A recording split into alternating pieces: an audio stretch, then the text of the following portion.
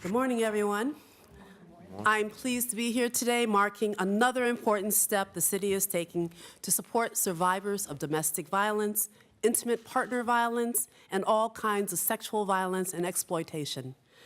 Tragically, no neighborhood in this city is immune to these insidious and persistent forms of abuse, but there is always hope and there's always help.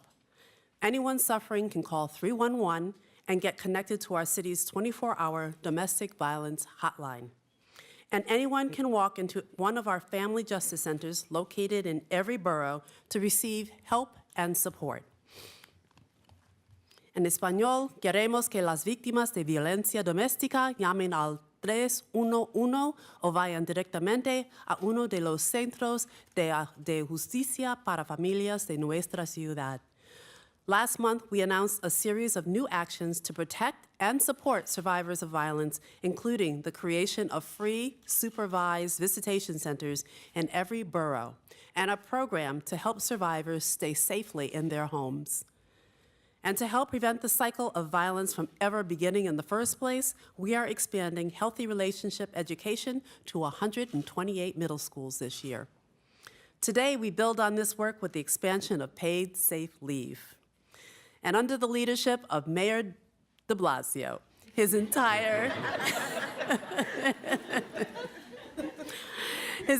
administration and the city council, we will continue to work to make our city an even safer place for women, families, and all New Yorkers.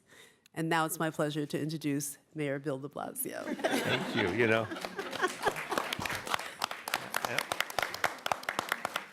First Lady, I'm not sure about this new formality in our relationship. I was going to say Bill. Yeah, I'm still Bill. Thank you, Charlene.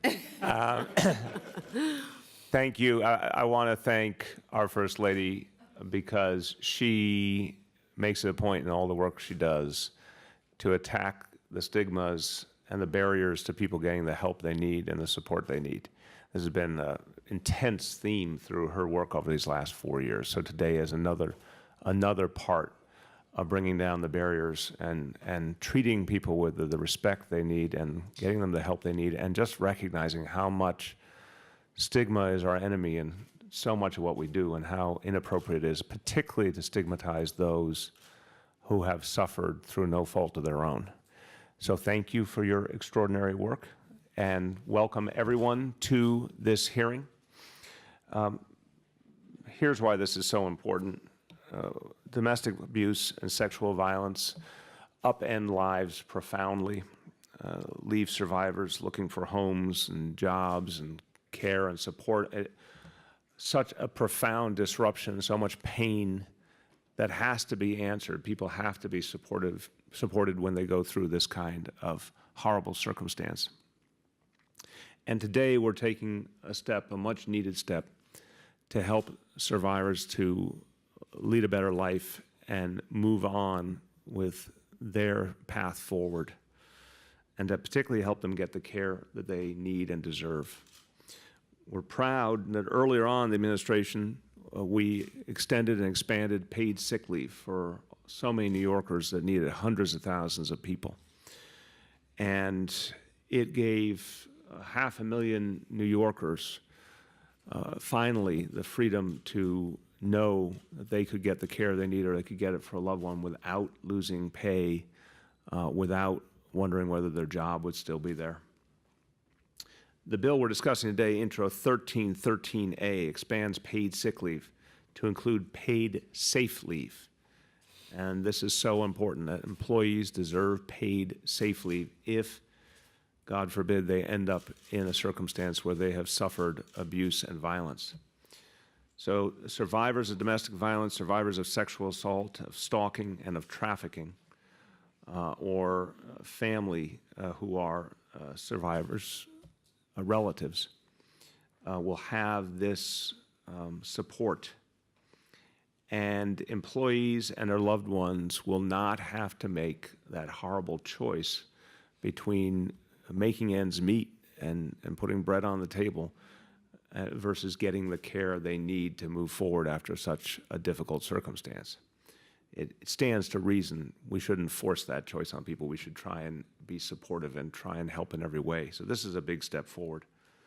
This law makes us the first city ever to pass paid leave for trafficking survivors. Really important point. First city ever to pass paid leave for trafficking survivors. And it gives workers the ability to take time for their chosen family, not just their biological family. So today we're taking another step, and this is a sacred cause, protecting survivors and helping them restore their lives. A lot of people participated and supported this effort, played a key role in it, including Speaker Melissa Mark Viverito, our Consumer Affairs Commissioner Lorelei Salas, our Commissioner for the Mayor's Office to Combat Domestic Violence, Cecile Noel, the Executive Director of the Commission on Gender Equity, Jacqueline Ebanks, and the sponsor of Intro 13a, Councilmember Jalissa Ferreras Copeland. I also want to thank and recognize to speak someone who has stood up for social justice in so many ways. He is the chair of the Committee on Civil Service and Labor, Councilmember Danique Miller. Thank you, Mayor de Blasio, and thank you, Madam First Lady, for your advocacy on this steadfast. And before we talk about this important issue, and let me just say that domestic violence and issues such as this in so many different ways continues to manifest itself because of the stigmas attached to it. But because of your work, we are removing those stigmas and those boundaries. I want to just say that I was so proud that, we reached out to you this weekend in the district. We had a millennial mental health workshop, and it was hundreds of millennials that turned out to talk about this. And just a few weeks prior to that, the same millennials had a millennial domestic violence workshop. So as we talk, we remove these stigmas, and if we're not talking about it, we are not fixing it. So at the beginning of this term, the council passed a law that has since afforded millions of New Yorkers the opportunity to tend to their medical needs for themselves and their families without fear of losing pay, earned sick time. With today's passage of sick leave, safe leave, we acknowledge that the fact that domestic violence can be as crippling and debilitating as any illness, and by extending this benefit of earned sick time to survivors of such verbal and physical and psychological forms of abuse, it is just. And I applaud the work of Councilmember Jalissa Copeland in recognizing, once this glaring omission, is ongoing efforts to promote fairness in our city's workers, as well as certainly Mayor Bill de Blasio and his efforts and his voice that he has lent to this issue in preserving the health, safety, and the dignity of all workers in the city. And it is just so very important that we are here today. And also to the advocates that have been absolutely steadfast on the passage of this and ensuring that this happens. And let's get this out. I'm so not used to hearing that. Thank you so much for your work on that, and look forward to the signing of this legislation. Thank you so much, Councilmember. And now another great fighter for justice, and she has a number of different roles she plays, and one very important one, co-chair of the Women's Caucus in the City Council, Councilmember Helen Rosenthal. Thanks so much for having me, Mayor de Blasio. I'm running between suffrage events because we're celebrating the 100th anniversary. So I just came from the steps, and now I have to run off to Central Park, where we're going to announce, with your leadership, finally having a statue of a woman in Central Park.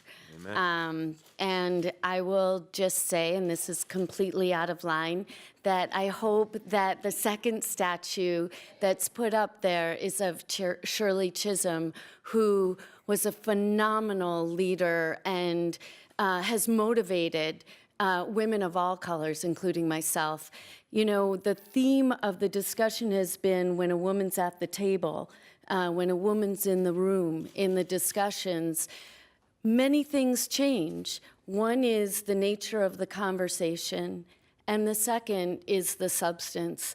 And I'm on all of us want to make sure there are so many more women elected officials and that women are at the table when we're talking about public policy. One of the things, Mr. Mayor, that I've enjoyed so much about your mayoralty is the First Lady. You're not alone. A lot of people say that to me. So on that note, I want you to know how much I appreciate you and appreciate the work that you've done. And thank you for signing this piece of legislation into law. Amen. Thank you so much. Thank you. We have folks who have come to the hearing to testify. 4 people. I would like to call them forward and just come to the microphone over here by the door. Catalina Cruz, Dorchen Liedholt, Sherry Lewant, and Juliette Verdun.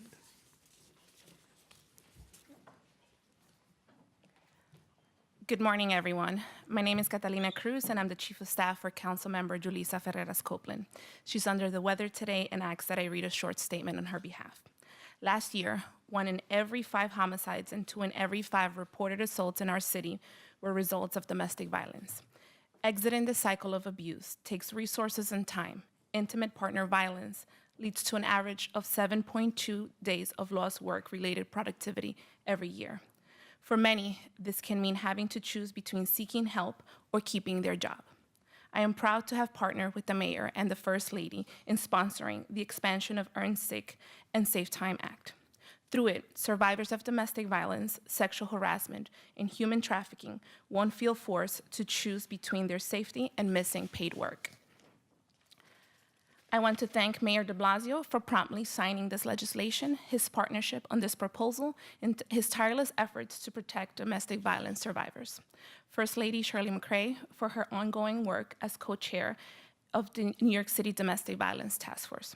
City Council Speaker Mark Viverito, Councilmember Miller, and the commissioners and agencies here today. I also want to thank the survivors, the advocates, and the organizations representing them, including Her Justice and Sanctuary for Families, who played integral roles in making this law a reality. A special shout out to Ava Nicole, a beautiful, young, smart young lady who's here with us today. She wanted to see what powerful women in elected offices could get done. Lastly, I want to encourage domestic violence, sexual harassment, and human trafficking victims to come forward and seek help from law enforcement and trusted community organizations. Remember, you're not alone, and we're here to help you. Thank you. Thank you so much.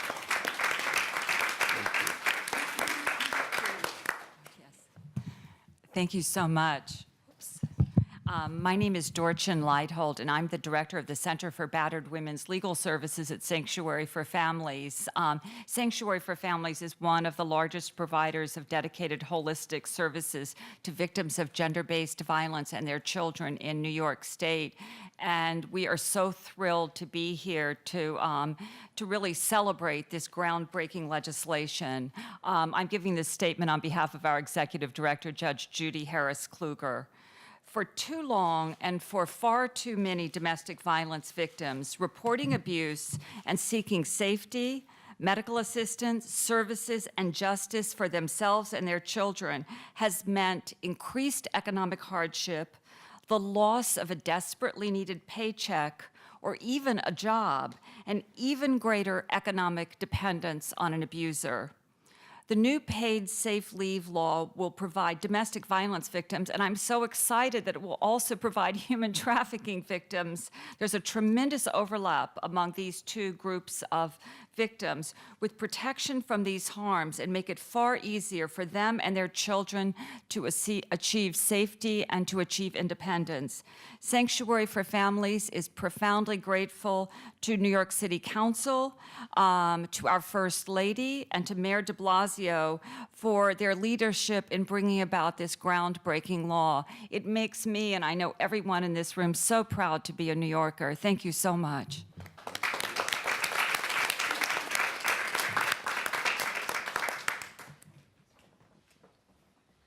My name is Juliette Verdun. I am a proud leader with the National Domestic Workers Alliance.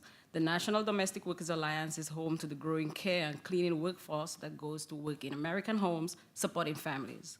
We are a powerful alliance of over 60 affiliate organizations and 3 local chapters in 36 cities and 17 states. We represent over 20,000 nannies, house cleaners, and caregivers for the elderly and people with disabilities. I immigrated to the US from St. Lucia in 2011. I came to the US to leave the domestic violence that was happening to me and my daughters. I was excited to be moving away from that environment that I was living in, but I didn't have a clue where I would stay or what I would do. I found myself in 2 different domestic violence shelters for 19 months. When I finally moved out of the shelter system, I started to rent a room with a family member. This was possible because I found work as a house cleaner with an agency. I have worked as a house cleaner and nanny to support myself and my 9-year-old daughter since. I know firsthand to leave a domestic violence situation requires a lot of different steps. These steps include going to the doctor, seeing a lawyer, looking for housing, and being able to take my daughter to school every day.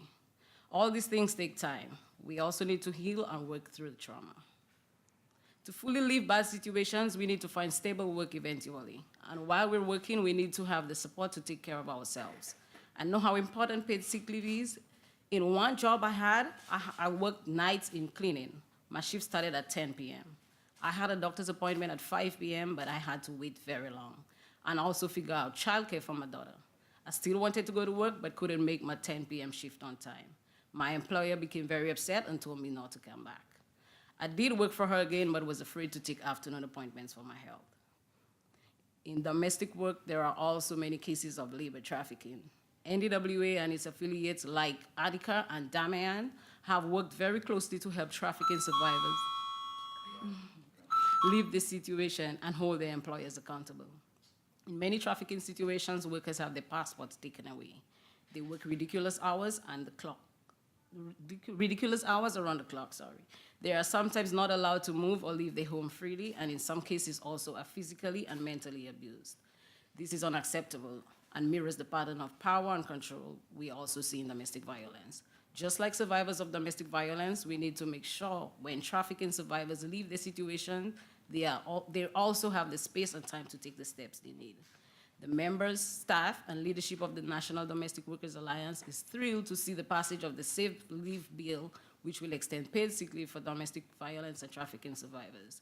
This bill is a powerful example of how government, employers, and all of us will stand by workers who have experienced extreme and unacceptable forms of violence. Thank you. Thank you. Thank you very much. Thank you. Thank you. Thank you for sharing a very inspirational story with us as well.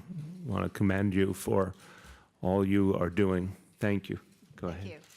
Thank you. I'll be very brief. My name is Sherry Lewan. I am co-president of A Better Balance, which is a legal advocacy organization that works to ensure that workers can care for their families without risking their economic security.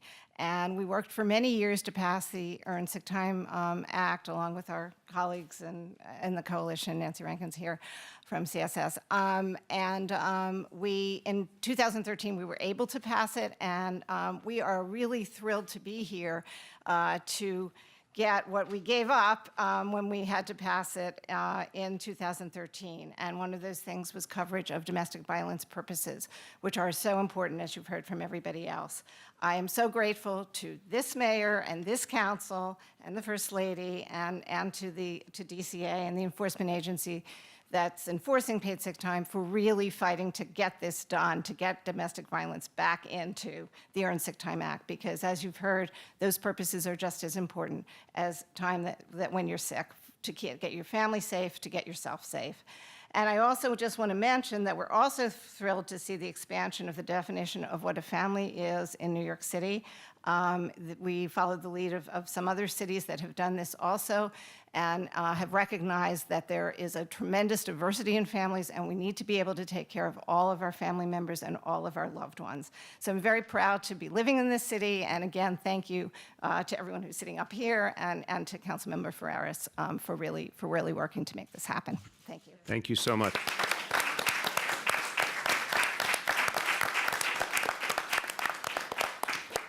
Before I sign the bill, just a brief summary in Spanish.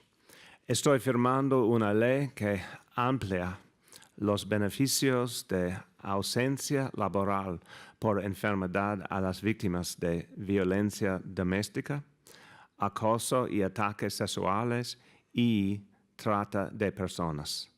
Ahora los sobrevivientes y sus familias no tienen que elegir entre ir a trabajar y buscar ayuda. Con la nueva ley ofrecemos más protección a 3.4 millones de Neoyorquinos. With that, it's my honor to sign this legislation. Gather around.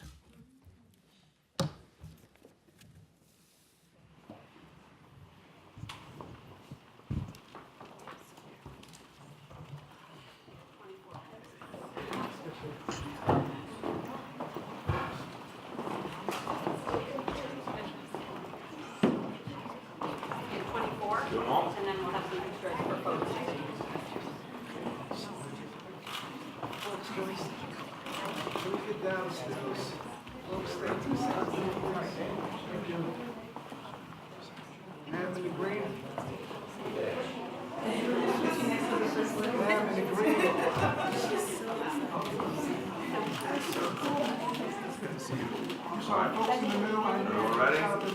Get a little lower, people. Get lower for the cameras. We can move that over.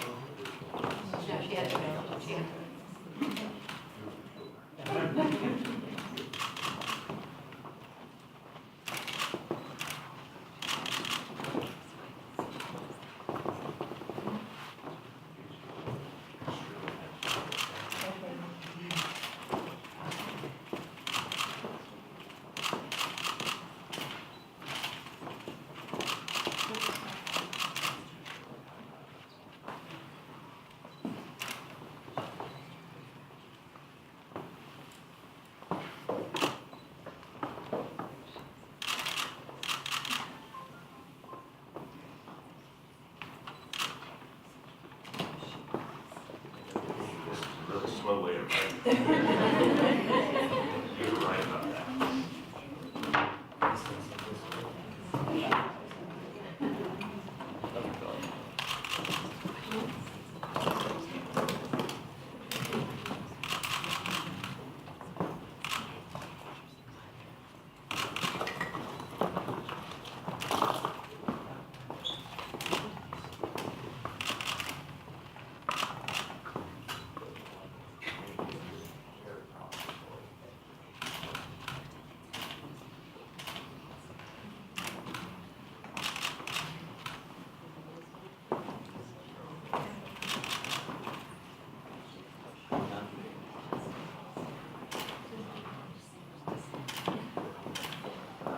The last two here.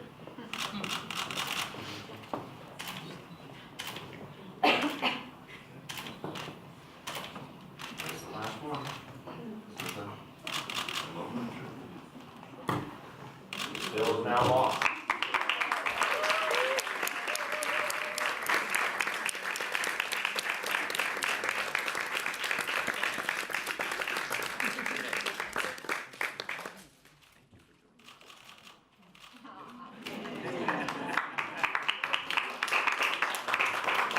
Great job, everyone. Congratulations. Congratulations. And now the hearing is adjourned. Thank you.